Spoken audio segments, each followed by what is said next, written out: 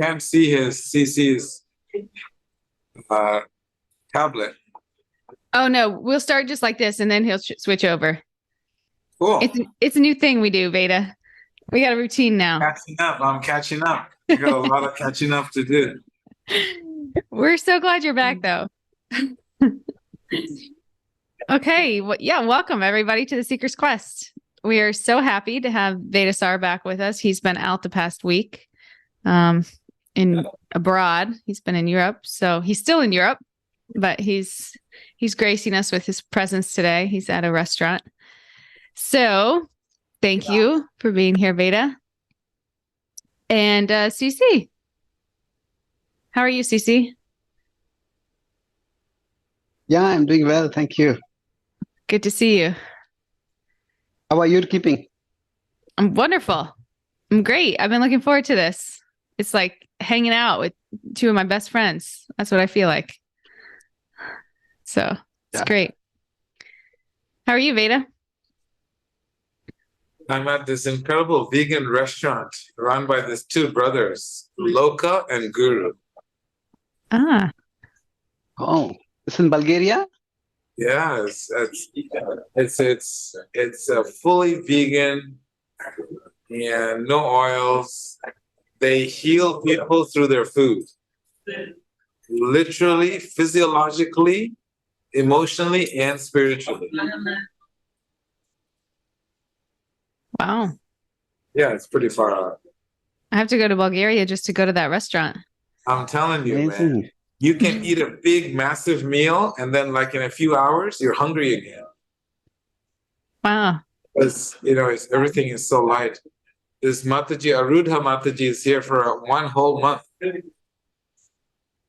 Wow. This Mataji, she travels the whole world giving lectures. She's like, I need time out. So she came here and spending a whole month.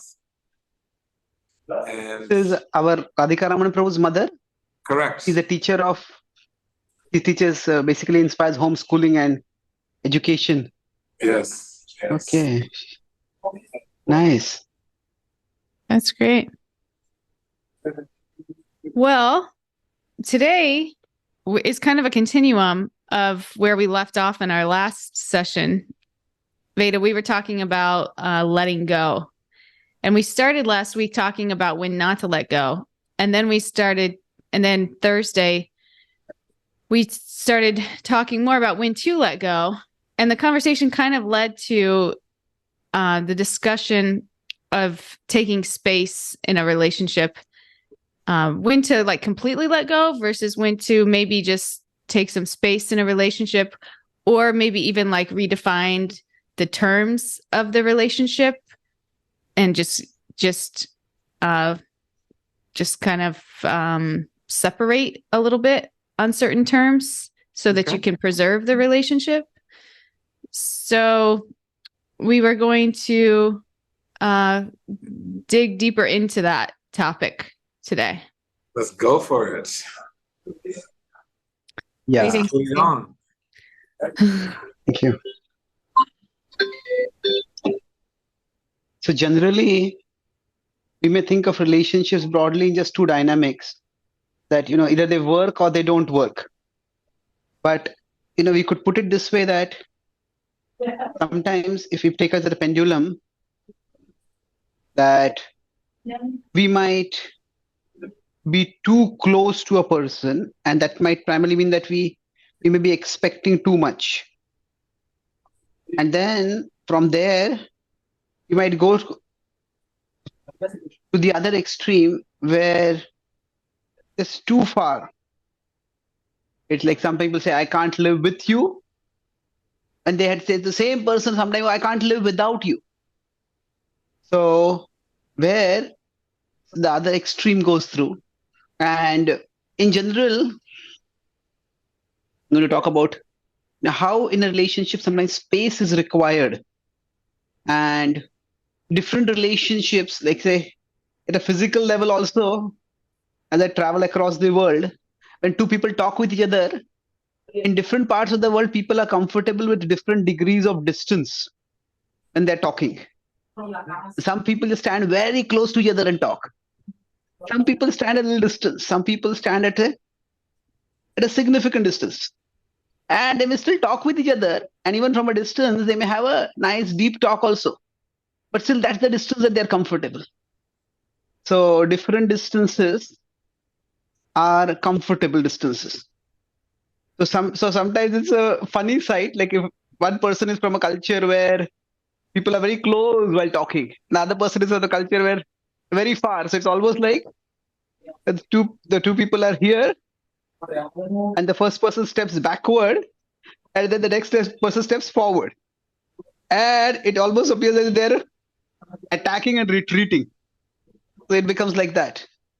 But those two people, and at the end of it, the second person may decide, I never want to talk with this person. Never again. This person is too intrusive. They're coming in my personal space. But it doesn't have to be like that. This person might not be ill-intentioned at all. They just might be, there's two different things. There is, this person might be coming close, not because they're ill-intentioned, but because they're just ill-informed. So these two are different things. So what applies to physical space can also apply to emotional space. And if we can understand that sometimes different relationships work best at different distances, then the relationship can be preserved even when there is not the same proximity in that relationship.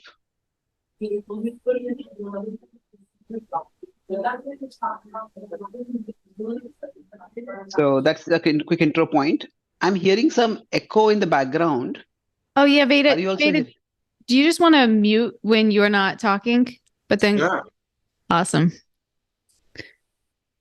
Okay. It is just because he has a little background noise at the restaurant. So when Veda doesn't find what we are speaking entertaining, he has background entertainment going on.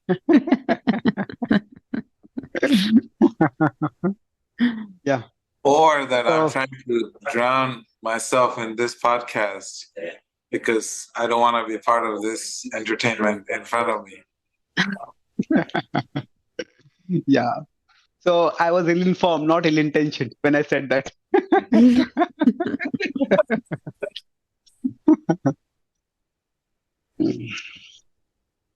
Yes, so do you have any comments about this, or do you want me to go ahead? No, this is a great point. I feel like just even knowing that different relationships can have different levels of proximity and still be really healthy. Like you can have friends that you talk to about certain things, but not other things. And you can have friends that you see quite often and friends that you don't. And a lot of it for me, I feel like is like I'm of the personality where like I would think everyone should be my best friend. And like if they don't want to be my best friend, then like my feelings are hurt. So, but I've been trying to practice this more, just like being okay with, okay, this person and I, we really connect on this level, but maybe not this level. And that's okay. I'll connect with them on the level that we align at, and where we don't, I'll just let that be. And that could mean less proximity, and that could feel like rejection. But I think as you kind of mature and realize that it's actually not, it's actually just reality. We're not all going to connect with everybody at such a deep level, and just being okay with that and taking the relationship for what it is and appreciating that aspect of it. So this is a good one for me, I feel. What do you think, Veda?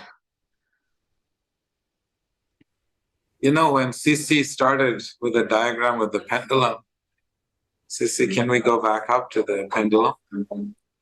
I just thought it was such opposite spectrums.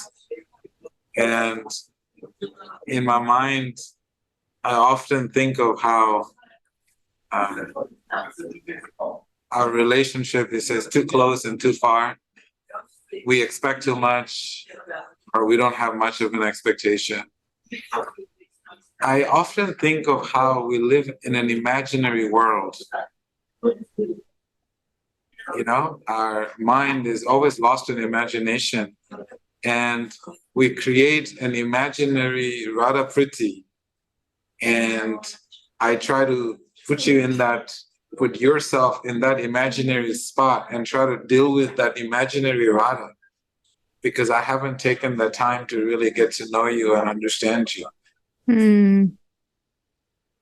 And knowing and understanding someone, that's when you can actually put the spaces in between. But the conflict that I find, the space in between, is because we have created fictional characters, imaginary people, what our best friend, what JCC is, what Radha is.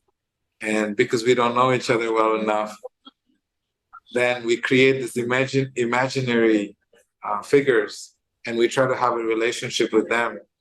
And then we become a little disappointed.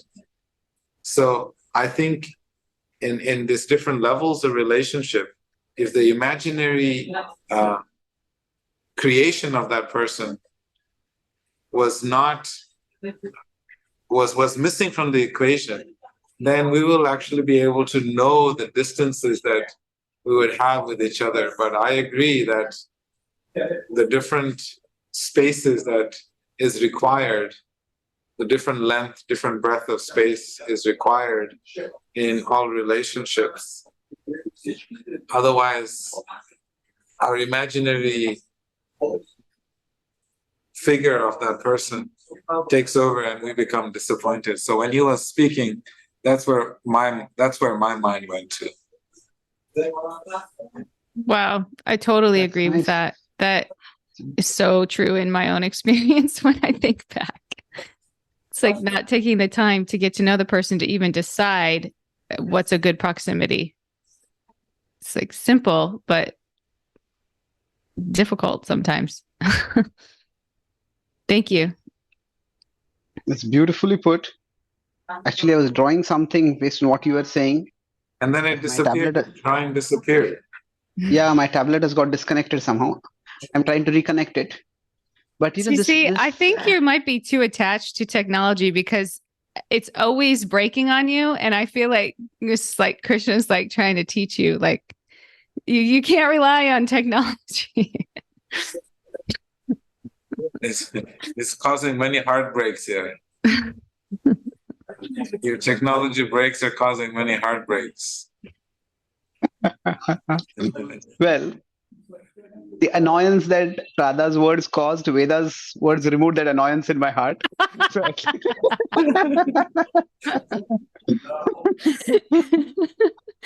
The other day we were recording the Bhagavad-gita and it was like not working for like 45 minutes. Him and I were he was just going in and out and it was brutal. He's like, I'm annoyed that you're not more annoyed. I'm like, oh God. Mm-hmm. Anyway. So I'm trying to reconnect entirely now.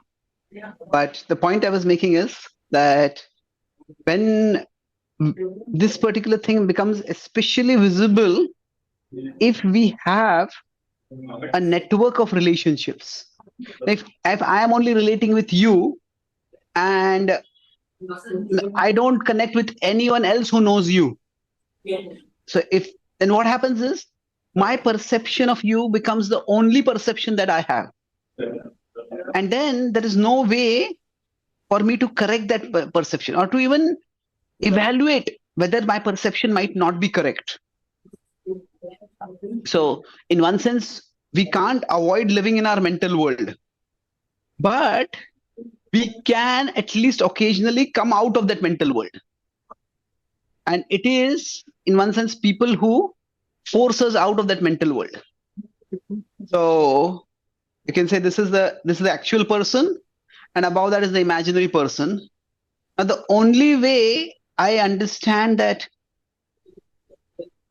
there is actually a difference between the two of them is not the only way. One of the major ways I would say is if there is a third person and that third person knows them and the third person knows me also. And I say, this hateful, selfish, exploitative person. And he says, really? I found them to be kind. I found them to be quite okay. What are you talking about? And that's when we, in some ways, reevaluate what is going on.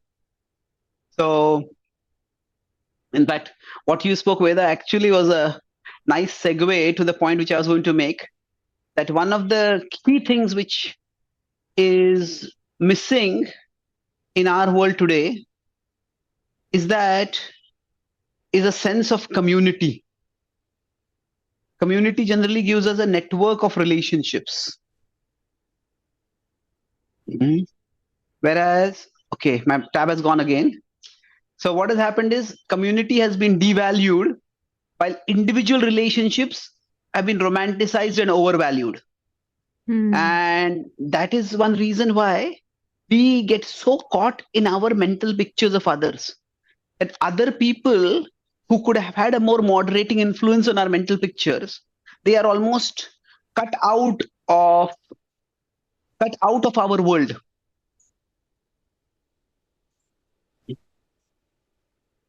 I'll try to join once again. Maybe if you want to comment on something, Radha, Veda, you can do that. This is why I feel like it's a good idea to have like multiple teachers. Because if I thought you were going to say this is why you should have multiple devices. So one will.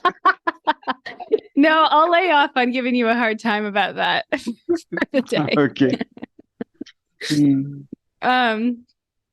Yeah, because I felt like this when I first started my practice, and I just had one teacher who was amazing, but then it's like, if something happens in a relationship with that, then that's your whole conception of Krishna.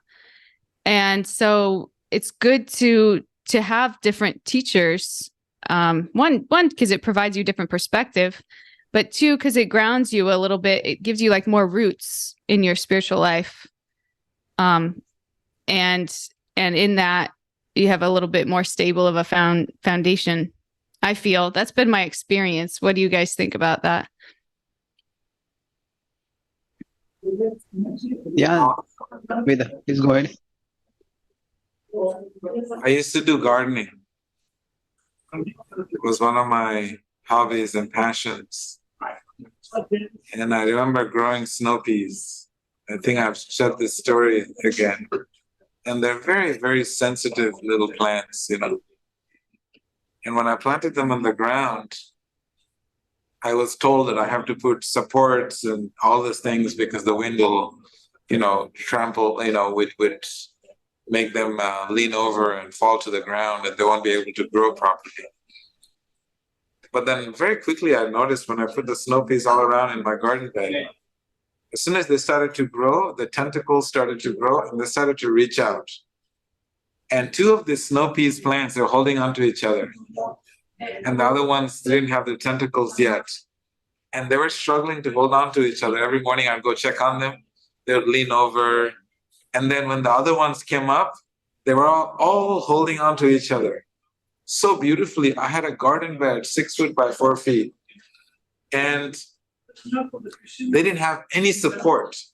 They were just holding on to each other and growing so beautifully.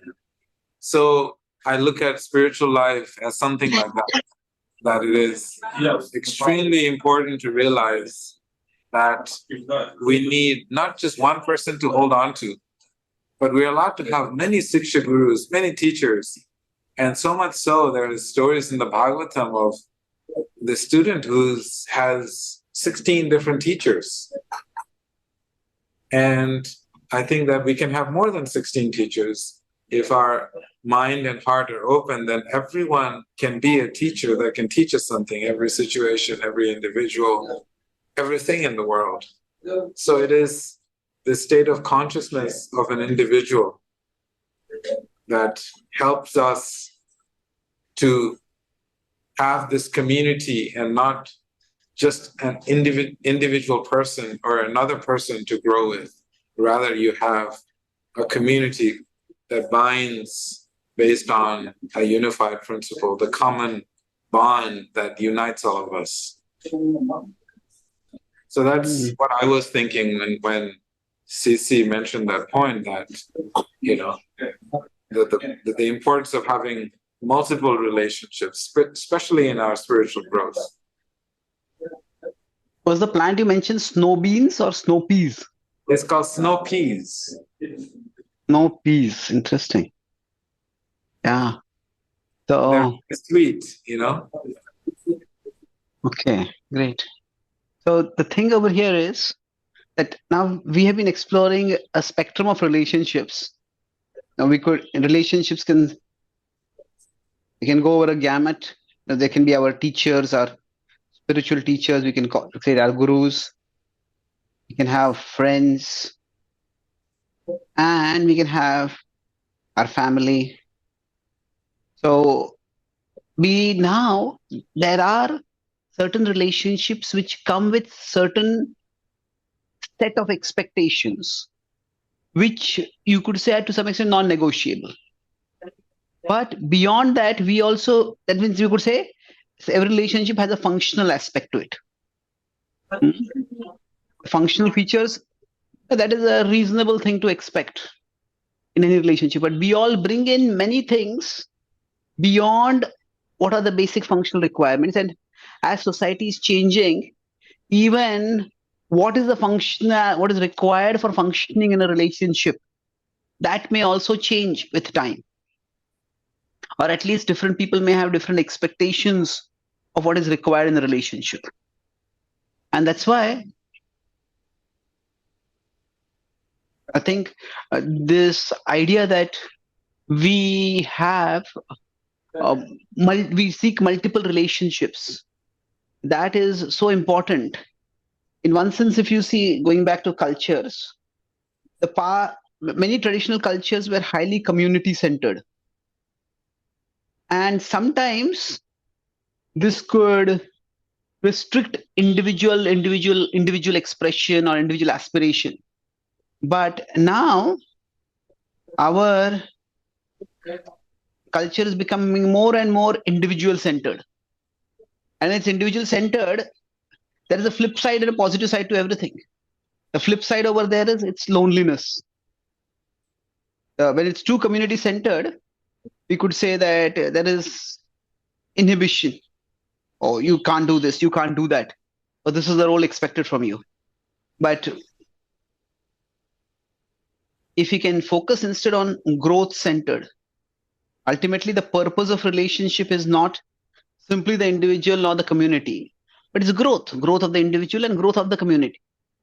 Then what happens is each one of us can find out how best relationships work.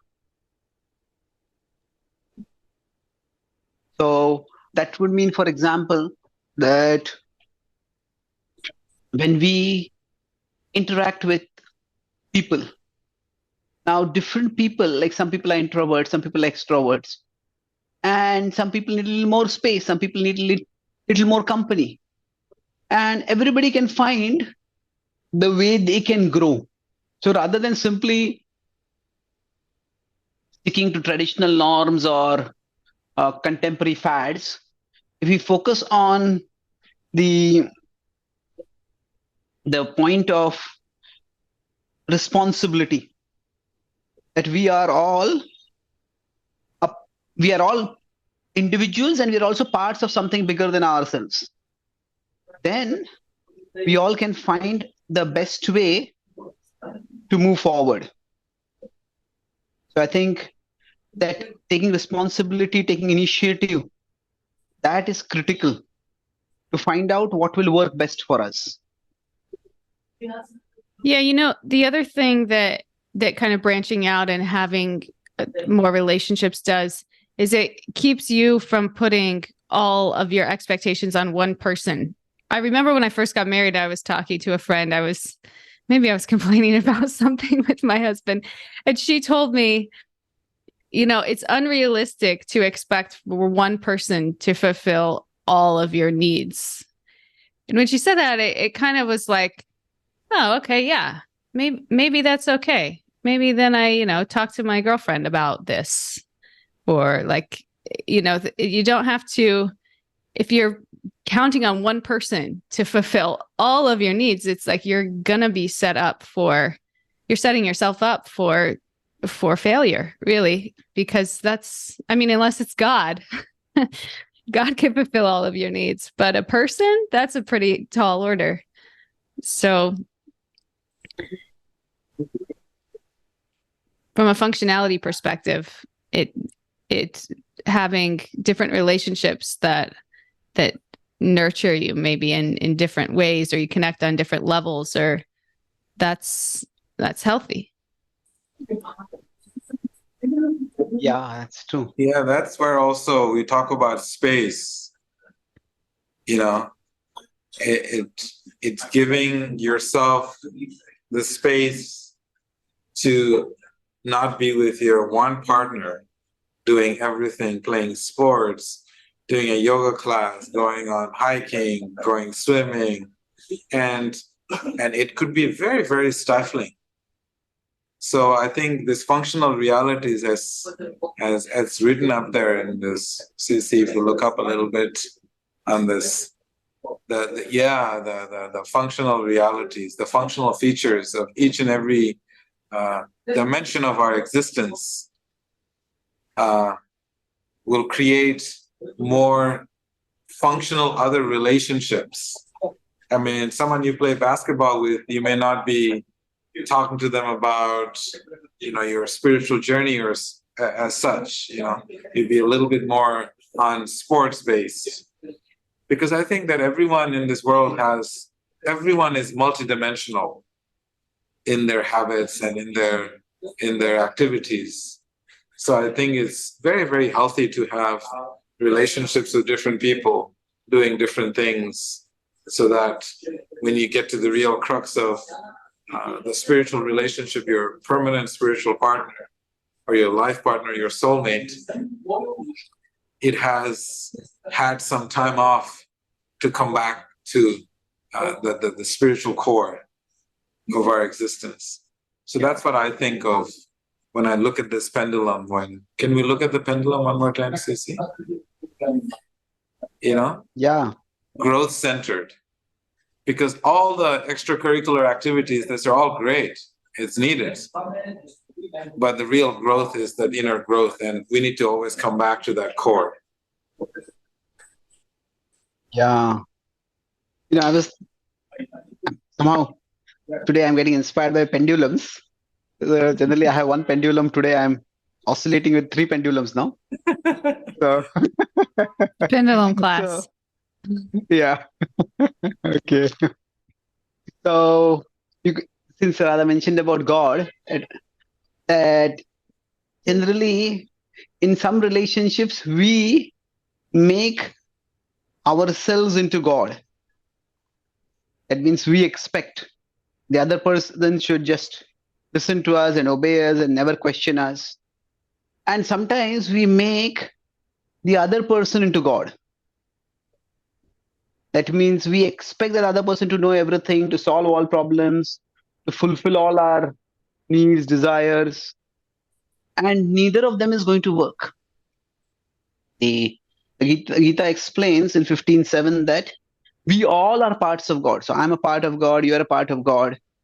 We don't have to make ourselves, but we in one sense mold ourselves as parts of God.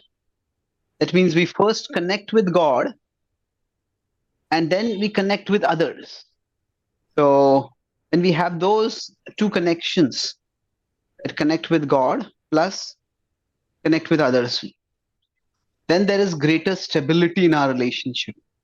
So we have discussed this earlier about how if I'm here, we have a vertical relationship with the divine. And then along with that vertical relationship with the divine, we also have horizontal relationships with others. So these can be different relationships at different degrees, whatever it is. But this vertical relationship often gives us a necessary anchor, vital stability. And then along with that stability, we can have some clarity about what can I expect from this relationship? At what distance can this relationship function? So if we rule God out of the relationship, and we not only rule God out of the relationship, but we also replace God either with ourselves or with someone else, then relationships are going to be on a roadway to disaster. Yeah. You said with your pendulum, when you were talking about us becoming God or in relationships acting as though we were God, I think that can kind of look like being controlling, right? Or if you're saying that the other person is God, you're letting the other person be God, then you're kind of being controlled by them. Exactly. So sometimes we become the enabler of the other person. Yeah. Then the person may be addicted, that person might be abusive. And of course, that's just one possibility. And yeah, we ourselves we become like the almighty, the controller. Yeah, we think that we know, and so better to connect with God and get really grounded in that. Like your roots are really in that relationship. And then once you're stable in that, then you can show up for other relationships from a place of greater like inner knowing and more fulfillment, more like self-satisfaction. And in that way, your expectations for other people are maybe not so high as well. Yes. I like the phrase place of inner knowing. Gita talks about this inner knowing as the wisdom that comes from within, Buddhi Yoga. Oh, nice term. Yes, Veda, any comments?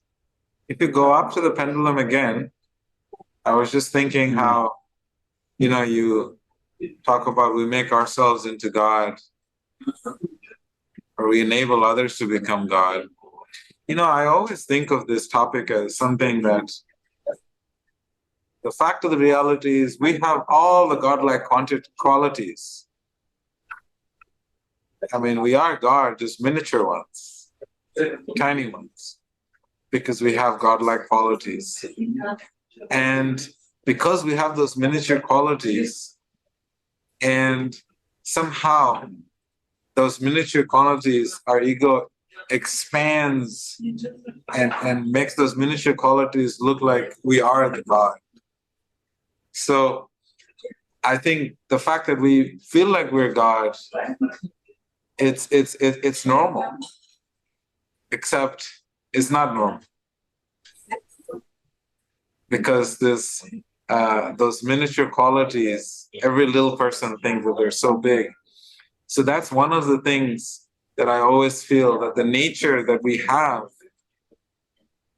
is very godly. So why don't we use the good part of godly natures instead of resorting to the bad part of godly natures? I don't know if I'm making sense. Well, when you said that we all have godly qualities, two thoughts came in my mind. First, I don't have any godly qualities.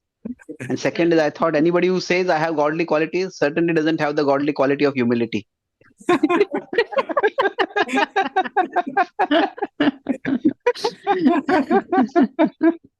But then you didn't say I have, you made it very appropriately as we all have. General statement. Yeah, but I appreciate the point that your core point is very true. Because in one sense, while God is the controller, is the supreme controller. I didn't mean to go off the topic, but I was just thinking in terms of relationships, Yeah, of course. Well, your interruption is taking me off the topic. You were very much on the topic. No problem. We can come back to the topic. It was just a side note. It was a footnote. Yeah, sure. So I agree with you that, there is this idea God is the supreme controller, but the Vedic tradition itself says that he is not the sole controller. It means that we are also controllers. He's supreme controller, not sole controller. He's he's a Ishvara, he's a Parameshwara. But we are also small controllers. And to some extent, when parents have a small child, they have to control the child. The child wants to go and play in the middle of a crowded street with cars racing by. And the parent says, "Oh, I'm not a controller." Well, if you can't be a controller, then don't be a parent. Isn't it? There are certain boundaries which they have to impose. So the idea is that our controlling capacity, we all may have different controlling capacities according to our particular position, but are we using it for good? You could say in the service of God, or are we using it for bad in the service of our own ego? So it is that controlling capacities, our godly qualities, are not meant to be rejected. We all have some intelligence. Right. And it is, we use our intelligence to understand God's intelligence, to understand what is God's plan and purpose for our life. It is not that we reject our intelligence in trying to surrender to God. We use our intelligence. So yes, our controlling capacity is, so when we say we make ourselves into God, yeah, we can't be God, but we can certainly become godly. And in some ways, as we become godly, our resemblance with God increases. So,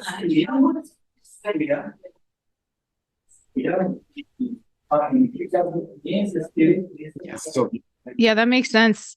It's an interesting point too that you said, Veda, how we choose. What did you said that we are miniature parts of God. And you said that we take the bad, but we don't take the good. Something like that. Am I butchering it completely? It was thought provoking. I was like, we are definitely not butchers. Well, both of you have become pendulum inspirers now. So you could say we are parts of God. That's the reality. But that, one extreme would be we are God. The other extreme could be we are nothing like God.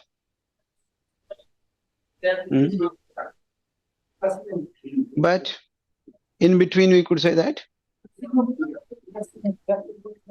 we have godly attributes in fractions, not in full. None of us has full virtue in fractions, and they're meant for service to God. So if we have this understanding, then, as you rightly said, we can't deny the idea that the good part of it is that we are parts of God, that there is something godly about us. But the bad part of that, we can say that the only thing, no, I am entirely godly and there is nothing ungodly in me. Now, that is also not true. There's something ungodly about my tablet definitely today. something ungodly about that tablet. Or it could be godly. I mean, it's here and then it's not, and then it's here and then it's. That's a real dynamic as well. You're really annoyingly accurate today.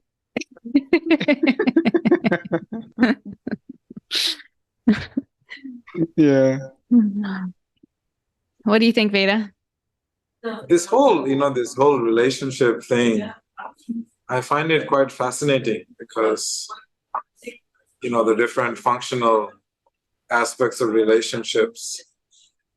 And, often I think, maybe we can discuss in a separate topic, how life becomes very hard because we're juggling so many imaginary relationships in our head, and how we are constantly disappointed because of this constant revamping of our imaginary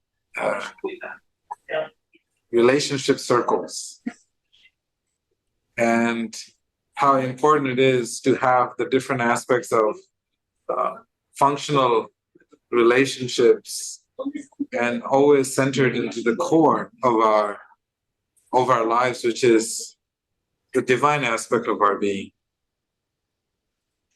And security only comes in that space. And everything else is compounding, and it's adding limited value, but the real security is in our relationship with the divine. Hmm. Yeah. That's what I think of whenever I keep thinking of this aspect of the relationship. Yeah, and it's nice to surround yourself with people that aspire for that same quality of relationship with the divine, because then in that you can kind of even grow together and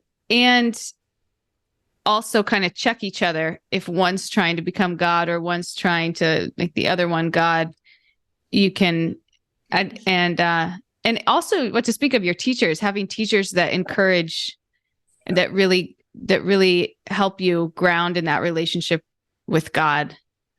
As opposed to like maybe, your relationship with your teachers is your connection to God, but it doesn't mean that if your relationship with your teacher ends that you don't have a connection to God. So it's nice to have teachers that really tether you to God in that way. Either one of the pendulum swings has so many toxic elements in relationship. God and enabling God, becoming God and enabling God. There's so much toxic emotions and toxic elements that are related to this two opposite side of the spectrum in relationships. Because if you enable someone to be God, then you're always trying to serve that person, and you become this codependent relationship. And they can totally take you for a ride, and you're lost. Life is over, So either one of these pendulum swings and making yourself God, then you're going to start treating everybody horribly. Everybody is just a piece of garbage that you can dispose of, use them and dispose them. So I think it's really nice that the pendulum in the middle, in having a balanced relationships. We have Radha, one coming up. yeah, Radha, you're really on a roll now. So, Guru is God. In one sense, it's the same pathology which you might have in other relationships.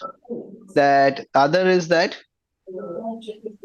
no Guru is needed to go to God. That I can go myself. So, there's a saying that one who has himself as a guru also has a fool as a disciple. That's good. So we definitely need a guidance outside of our own head.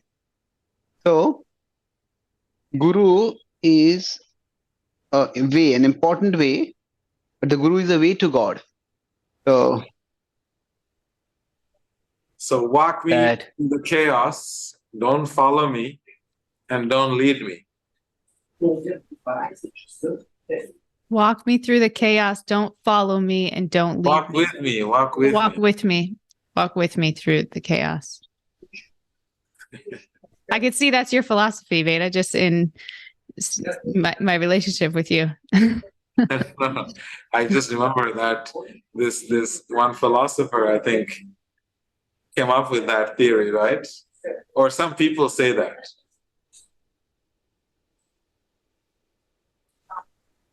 Well, I'm not sure I will follow you. Agree to that.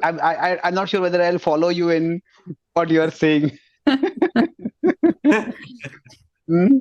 I'd say that there is a certain level where a guru needs to be followed by the disciple. It's just like a child needs to follow the parents. But then there is a time when the parents have to stop expecting the child to follow them entirely. The child has to have their own life. And that means that the parents have to let go of the need to control, even if that is motivated by the desire to protect. So similarly, at least in the initial stages, it is important to follow a guide. But eventually, the purpose of guidance, because this is, I think, a key point over here. The purpose of guidance, it is not to perpetuate dependence. This is where leaders can become, even guides can become toxic. That means they give so much guidance that the student starts feeling, I can't decide anything without consulting my guide. But what they need to do is foster, you could say, wise independence, judicious independence, that train them in that. So, do you guys think this is why Radha Swami didn't text me back?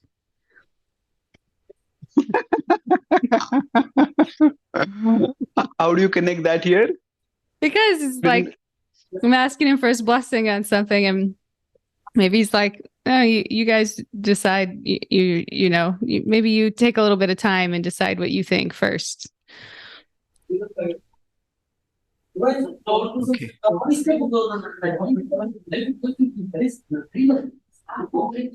That's interesting. Yeah, possible. I'll have to think about that. In my experience with him, he has never given me any instructions. He only gives suggestions. So I've had two responses to this. One of my senior godbrothers, another guide, he said, that's just his nature. He doesn't give instructions. But another of my teachers, he said that actually he needs to trust you enough to give you instructions. That if you're in an inner circle, then he will give you instructions. Otherwise, he'll give broad suggestions and give you your space. So in one sense, you need to earn the right to be instructed by him. So that's a different subject. So it's got a lot of work to do. I know. I don't think that makes me feel better. No, I was telling you to make myself feel better, not to you feel better.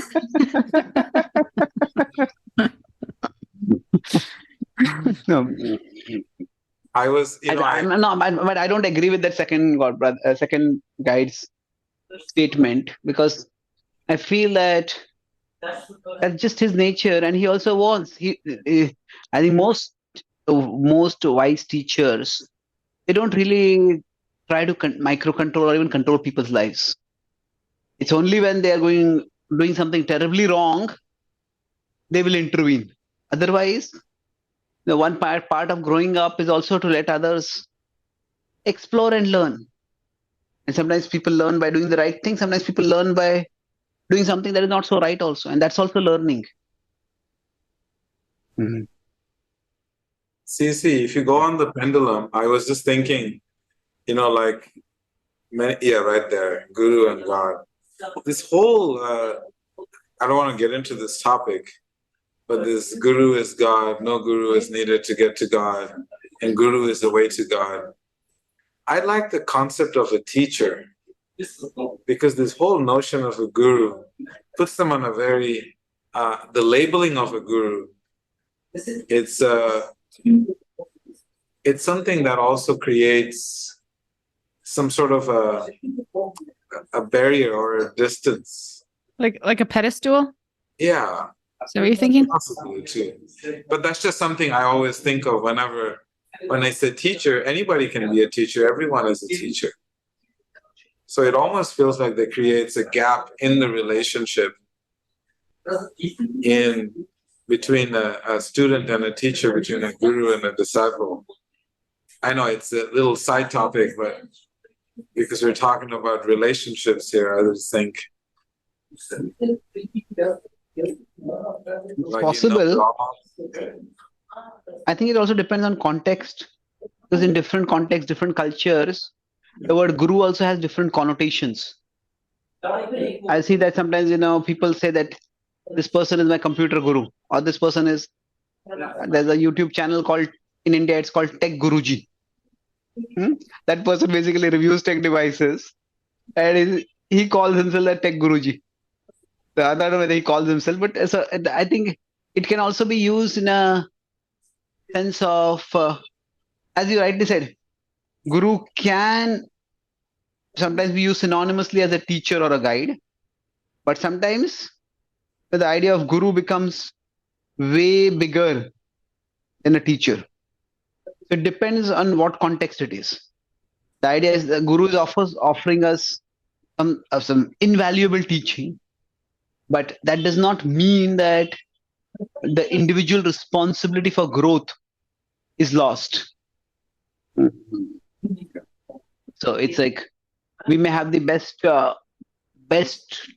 if we are fighter pilots, we may have the best trainer, but ultimately that trainer is not going to fly the fighter plane for us. We have to fly it ourselves. So in that sense, the guru has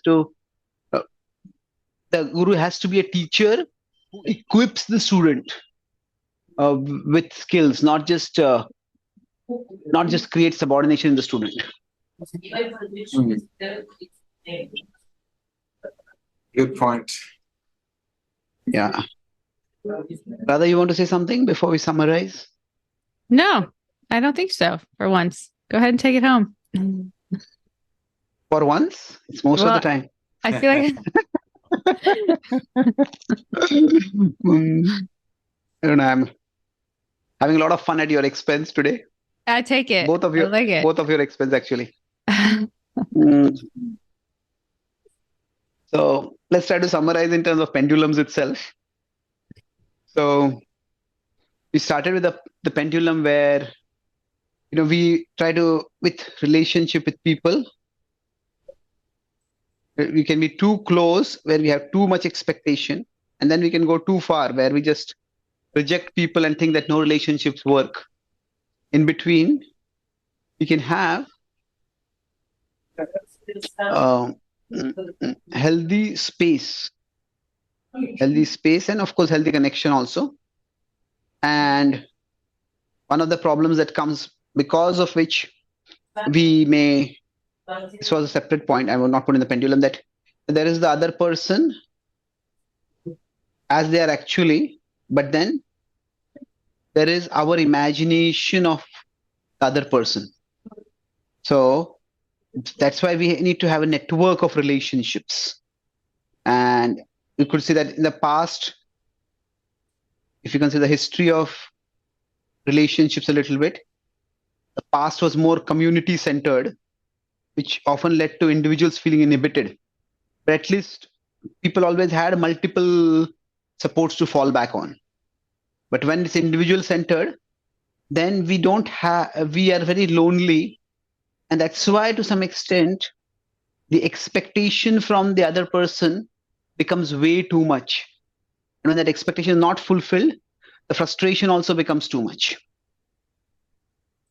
And then to deal with that, we discussed how when we have a relationship with God, a relationship with God means that at one level, we, or rather, you could say here, it's a place of God in our relationships. That's something which comes before that. But where we make ourselves God, or we make with the other person is God. And in both of these cases, we have problems. In between, what is that? We are all parts of God. And we are all trying to connect with Him and connect with each other accordingly. So that this vertical connection when we have with God, that brings greater stability and clarity in our relationship with others. So stability here, and clarity. At what distance, at what space will this relationship function the best? And then when we are talking about God or godly. We talked about one more pendulum was that we are God, or we are nothing like God. And that is also a problem, because we over expect, or then we just undermine ourselves. And again, the balance is we are parts of God, and this helps us to uncover our godly part and help others uncover their godly part. And last part, we just talked about the role of Guru and God. The Guru is God, or Guru is not at all needed to go to God. Guru is redundant. The Guru is unnecessary. We may think like that, but in between is Guru is, oh, this is a long pendulum. Guru is a way to God. So we have it that way, then I think I think this class has won the pendulum championship. Wow. You really outdid yourself with those pendulums. Mm, Thank you. That was wonderful. thank you so much. Hare Krishna. Great. Hare Krishna. For those of you who don't follow us yet on Instagram, please follow us, Seekers Quest 108. And It's on the main screen. What? Oh, yeah. And So you Cece can- and I recently started a new podcast, Bhagavad-gita in a year. We're going to try to read through the Bhagavad-gita in a year, just 20 minutes a day. And that posts every day to our YouTube as well. So check that out and share with friends. Thank you.